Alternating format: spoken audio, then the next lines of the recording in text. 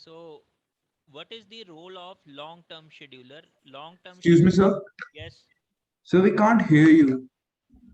आवाज आ नहीं रही? Sir, कम आ रही है. Okay. सर मतलब धीरे आ रही है बहुत. अभी आ रही है? Yes. Sir, Can you hear sir me? आ तो रही है. यस सर आ रही है थोड़ी. Please speak a bit loudly. नहीं, मैं तो काफी लाउड बोल रहा हूँ. ये सिस्टम की वजह से नहीं आ रही होगी. 1 minute. Yes, is it? yes, sir. Now it's all right. Yes sir. Yes, Yes, sir. can you hear me now? Yes, sir. Reply me in chat.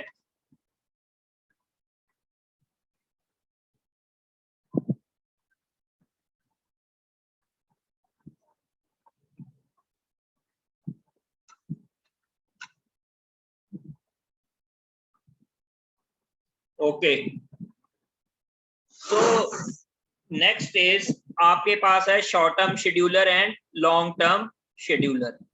So short term scheduler क्या है? Sorry, पहले मैं long term scheduler का बता रहा था कि मान लो आपके पास हार्ड डिस्क में 50 प्रोसेसेस हैं, लेकिन रैम की या रेडी क्यू की कैपेसिटी ओनली 20 प्रोसेसेस की है. सो क्या होगा आपके पास कि जो 20 प्रोसेसेस हैं वो कौन पिक करेगा? अब है तो ये जो ऑपरेटिंग सिस्टम है ये एक सॉफ्टवेयर ही है, तो यहाँ पर ऑपरेटिंग सिस्टम में आपके पास ऐसे प्रोसेसेस शेड्यूल करने के लिए कि आउट ऑफ सिलेक्ट करने के लिए कि अब हार्ड डिस्क से कौन से प्रोसेसेस ऐसे उठाए जाएं कि जो रैम में पिक किए जाएं. तो ये काम कौन करेगा आपके लिए?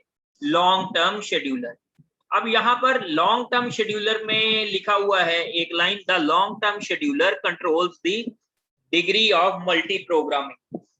क्या कोई मुझे इस लाइन को एक्सप्लेन करेगा कि इसका मतलब क्या है?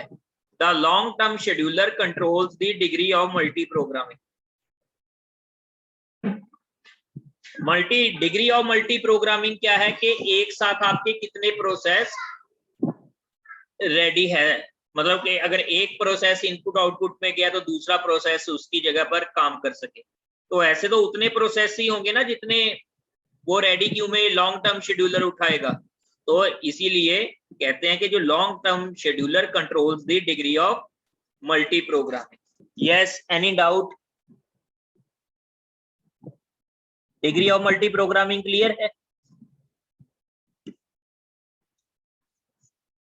ओके. सो अब लॉन्ग टर्म शेड्यूलर में नेक्स्ट क्या है कि the processes can be described as either input output bound process, CPU bound process. अब इनपुट आउटपुट बाउंड प्रोसेस वो प्रोसेस होंगे जो ज्यादातर टाइम अपना इनपुट आउटपुट ऑपरेशंस पे लगाएंगे. ठीक है, spends more time doing input output rather than executing या कंप्यूटेशंस. सीपीयू बाउंड प्रोसेसेस कौन से होंगे? जो ज्यादातर टाइम अपना प्रोसेसर पे बिताएंगे, मतलब एग्जीक्यूशन के लिए बताएंगे rather than for going input output operation.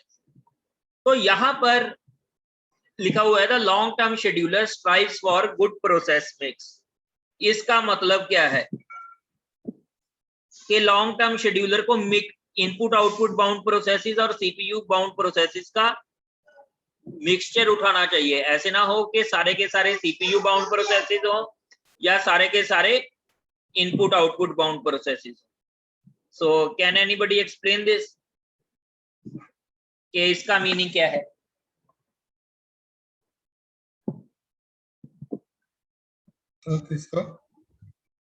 इसका देखो, एक आप ये ऐसे मान के चलो कि आपके पास लेट अस सपोज सभी प्रोसेसेस इनपुट आउटपुट बाउंड हैं, तो आपका जो सीपीयू होगा दैट मे रिमेन आइडल. और ये भी एक बात हो सकती है कि इनपुट आउटपुट प्रोसेसेस के लिए जो क्यूज हैं वो ऑक्यूपाइड हो जाए. अगर आपने सीपीयू बाउंड प्रोसेसेस ज्यादा उठा लिए तो हमेशा कुछ ना कुछ प्रोसेसेस वेट करते रहेंगे तो आपका इनपुट आउटपुट फ्री रहेगा, बल्कि जो सीपीयू के लिए वो वेट करते जाएंगे। तो इसीलिए अगर गुड मिक्सचर उठाया है तो जो डिग्री ऑफ मल्टी प्रोग्रामिंग है वो एक्चुअल में ज्यादा अच्छी होएगी। यस, ये क्लियर है। Now next is short term scheduler. So what is a short term scheduler? Short term scheduler क्या करेगा कि आपका रेडी क्यू से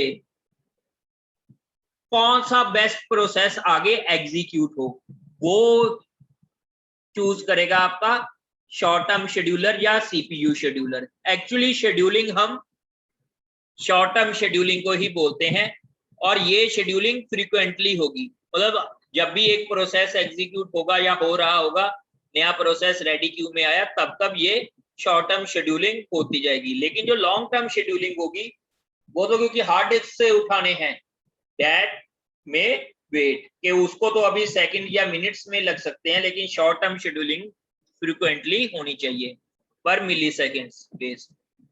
clear? Any doubt? Any doubt? No, sir. Okay, so next is medium term scheduler. अब अगर आप इस slide की तरफ देखोगे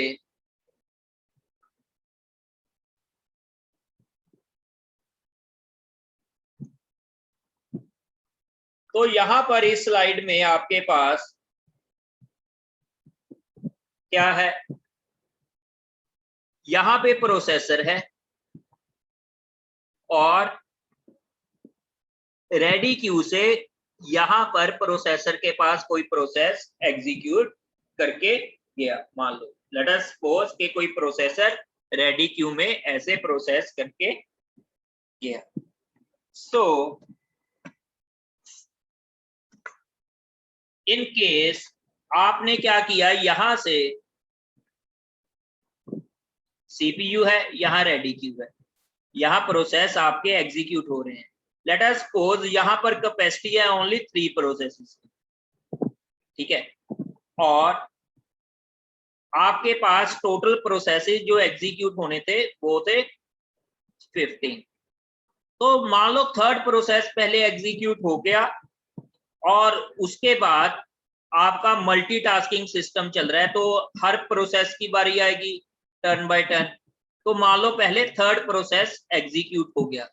अब उसकी थर्ड प्रोसेस जब एग्जीक्यूट हो गया, बजाय के उसको हम रैम में डालें, हमने एक हार्ड डिस्क में एक स्पेशल एरिया रख लिया जहां पर आपके पार्शियल एग्जीक्यूटेड प्रोसेसेस को आप रख सको, क्योंकि अब इसकी बारी तो बहुत बाद में आएगी, तो उतनी देर में मे बी प्रोसेस नंबर 4 यहाँ पे आ जाए, ये तो एग्जीक्यूट हो गया। तो अब यहाँ पर ये प्रोसेस अब स्वैप आउट हो गया, कहां से? रैम से। रैम से स्वैप आउट हो गया है और हार्ड डिस्क में चला गया है, और जब इसकी बारी आएगी तो दोबारा रेडी क्यू में जाएगा and again it can perform. ये इसमें किसी को कोई डाउट है?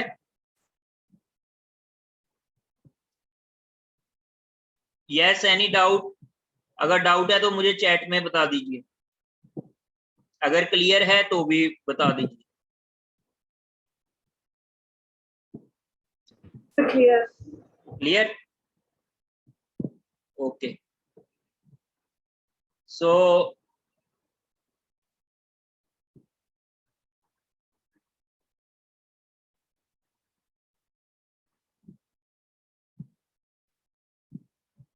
नेक्स्ट इज, अब ये देखो, when CPU switches to another process, the system must save the state of the old process and load the saved state for the new process via context switch। ये तो जब हमने यहाँ पर ये वाली डायग्राम की थी तो तब भी हमने ये डिस्कस किया था कि ओल्ड स्टेट को क्यों सेव करना चाहिए, ताकि आपके पास पुराने रजिस्टर्स की इंफॉर्मेशन क्या है या और कोई लिस्ट ऑफ ओपन फाइल्स क्या है वो दोबारा से पुराने पीसीबी, अगर 0 से आप 1 पे शिफ्ट हुए तो पीसीबी 1 जब एग्जीक्यूट लोड होगा तो पीसीबी 0 की इंफॉर्मेशन आप क्या करोगे, स्टोर करोगे। क्लियर? तो ये वही बात यहाँ पे अगेन रिपीट कर रहा है। Context of a process is represented in the PCB. तो पीसीबी में तो ये होता है, ये सारी चीजें हम पहले कर चुके हैं। एक बार इसको पढ़ लो कि अगर किसी में डाउट है।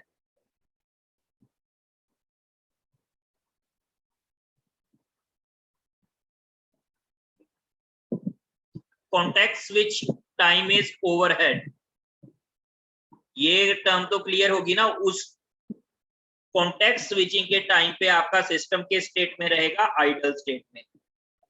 यहां पे देखो, कॉन्टेक्स्ट स्विचिंग के टाइम पे आपका सिस्टम के स्टेट में है, आइडल स्टेट। क्लियर?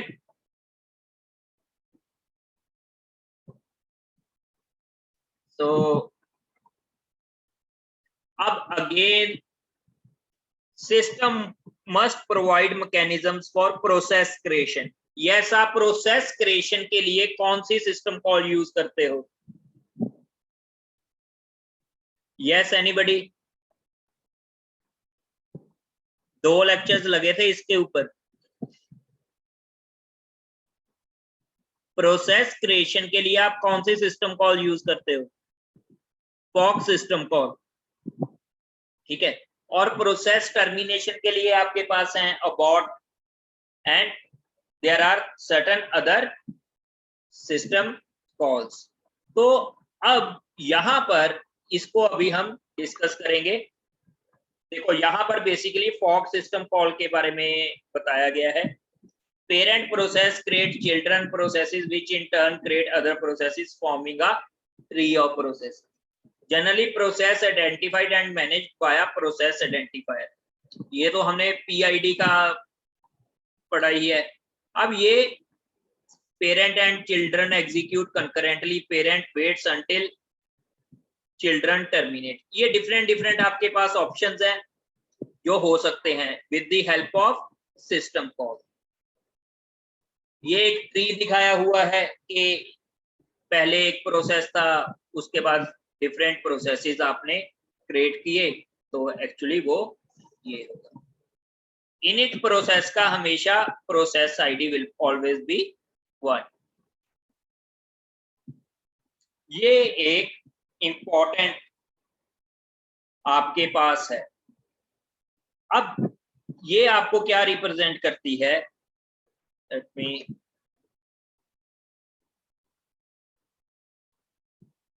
आपके पास फॉग सिस्टम कॉल से क्या होगा, एक पेरेंट प्रोसेस बनता है और एक चाइल्ड प्रोसेस बनता है। इसने भी यही दिखाया है, एक पेरेंट दिखाया है, एक चाइल्ड दिखाया है। अब जब पेरेंट प्रोसेस बन गया, पेरेंट के पैरेलली एक चाइल्ड बना, या तो आप पेरेंट प्रोसेस को बोलोगे कि वो वेट कर ले। अगर वो वेट करेगा तो कौन सा प्रोसेस एग्जीक्यूट हो? चाइल्ड प्रोसेस एग्जीक्यूट हो। तो जैसी चाइल्ड प्रोसेस, यहां पर एग्जीक्यूट सिस्टम कॉल है, यहां पे वेट सिस्टम कॉल है। अब जैसे इसने एग्जीक्यूट किया, ये जो एग्जीक्यूट सिस्टम कॉल है ये क्या है? बेसिकली अभी तक हमने किया कि with the fork system call आप क्या करते हो, जो कोड पेरेंट में होता है वही कोड चाइल्ड में उसी पॉइंट से कॉपी हो जाता है, ठीक है। लेकिन जब एग्जीक्यूट सिस्टम कॉल रन होती है तो execute system call will destroy the code of the child and load the code which it stored in a binary file। Execute system call के साथ आप एक जनरली बाइनरी फाइल पास करते हो। जो बाइनरी फाइल में कोड होगा वो कहां कॉपी हो जाएगा? चाइल्ड के अंदर, जहां भी कॉल होगी। तो एग्जिट के साथ क्या होगा? प्रोसेस टर्मिनेट हो जाएगा। तो एग्जीक्यूट में मान लो चाइल्ड का अपना कोड चला, इट्स ओन कोड, जो इसने पेरेंट वाला कॉपी किया था उसको डिस्ट्रॉय किया, अपना कोड इसने लोड किया जो बाइनरी फाइल में था। फिर जैसे ही वो उसका पूरे का पूरा एग्जीक्यूट हो गया तो इसने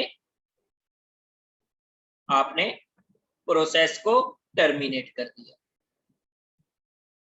तो जहां पे टर्मिनेट किया, ये कौन सा प्रोसेस टर्मिनेट हुआ? चाइल्ड प्रोसेस टर्मिनेट हुआ। तो आप सिग्नल दोगे वेट को कि वो पेरेंट प्रोसेस अपनी एग्जीक्यूशन रिज्यूम करते। तो इस तरह के प्रोसेस को आपके पास जनरली साइकिल रहेगा कि with the help of execute system call that you have ensured कि पहले आपका पेरेंट प्रोसेस चले, सॉरी पहले आपका चाइल्ड प्रोसेस टर्मिनेट हो जाए, बाद में आपका पेरेंट प्रोसेस चले।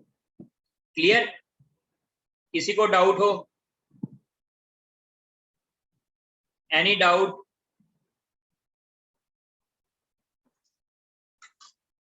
इसको मुझे पता है अभी ज्यादा क्लियर नहीं हुआ होगा। वी विल डू 2-3 प्रोग्राम्स, उसके बाद ये आपके पास क्लियर हो जाएगा ये इसका क्या है कंट्रोल। आज का लेक्चर तो थोड़ा ऐसा ही गुजरा क्योंकि एक तो मैंने थोड़ा लेट शुरू किया और उसके बाद मेरा सिस्टम हैंग हो गया। एनीवेज, इसको ये प्रोसेस है, जैसे ये कोड है। अब यहां पर क्या लिखा हुआ है?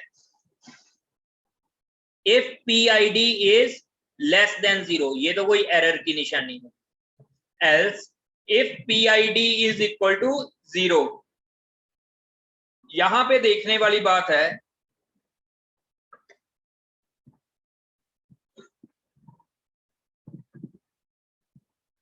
PID equal to POC। तो PID में अगर ग्रेटर देन 0 है तो क्या होगा?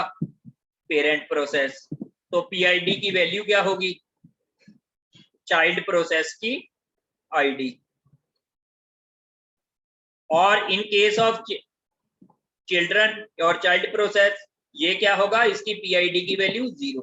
तो आप यहां पर कह रहे हो कि अगर उसकी इफ PID इक्वल्स टू 0 मतलब चाइल्ड प्रोसेस है, then you should run bin/ls तो ये /bin/ls ये क्या है? पाथ है लिनक्स का। और ये ls क्या है? कमांड है लिनक्स की कि आपका पेरेंट प्रोसेस कुछ भी हो, अब आपका ls प्रोसेस ls कमांड उसकी जगह चलेगी। तो अगर आप ये वाला प्रोग्राम रन करोगे अपने पीसी के ऊपर, तो चाइल्ड के केस में वो क्या शो करेगा आपको? ls कमांड के साथ जो भी आपके सिस्टम में फाइल्स एंड डायरेक्टरीज होंगी वो शो कर देंगी। जिन्होंने लैब लगाई है उनको मालूम है कि ls कमांड के साथ क्या होता है। बाकी इन टुमारोज लेक्चर मैं ये क्लियर कर दूंगा कि इनका रोल क्या है, क्योंकि कल हम with the help of program ये करेंगे। ठीक है? सो नेक्स्ट इज यस, क्या मुझे कल कुछ एक्स्ट्रा टाइम मिल सकता है? क्या सभी कोई फ्री हो किसी टाइम? सर आप जल्दी स्टार्ट कर सकते हो। यस, आप वो पहले स्टार्ट कर सकते हो अगर सब आने। 5:45 पे स्टार्ट कर सकते हैं? Yes, sir. तो कल हम इसको थोड़ा अर्ली स्टार्ट करेंगे। Sir, I have my class till 6 o'clock. चलो फिर 6 PM ही स्टार्ट करते हैं, उसको बाद में देखते हैं। ठीक है, किसी और दिन रख लो। Okay, sorry for inconvenience.